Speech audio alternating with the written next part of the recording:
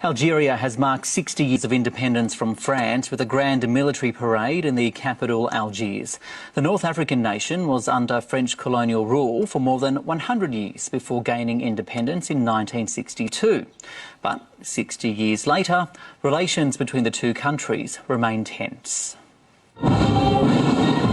A celebration of sovereignty. Algeria parading its military might to commemorate the day the country broke free from colonial rule. أنا كنت صغيرة ولات 5 سنين بابا جاب لي حبيت أجيب أولادي والحمد لله تحقق الحلم. France occupied the capital Algiers in 1830 and stayed for 132 years. In 1954, the National Liberation Front launched armed revolts across the country and instigated the start to the war. 7 years later, in 1962, the two countries signed the Evian Accords and France declared a ceasefire. And on the 5th of July that same year, Algeria declared its independence. The war was gruelling. 1.5 million people lost their lives so that the future generations could control their own destiny.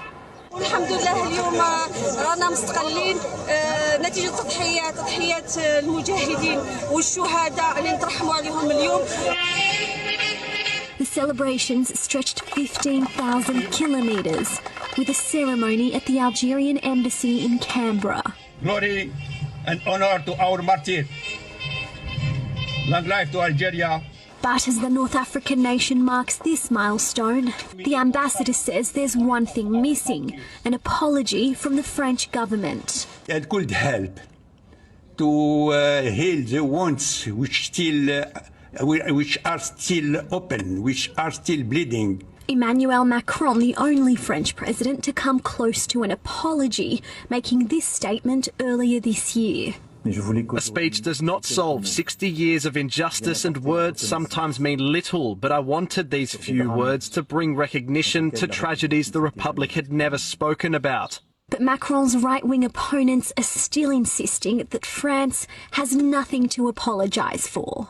Oula, vous me posez une question. Crime en Algérie, je ne pense pas. Non, franchement, des crimes en Algérie, non, l'armée française, je ne pense pas. 60 years on, but still no concrete sign of reconciliation. Celia Eiley, SBS World News.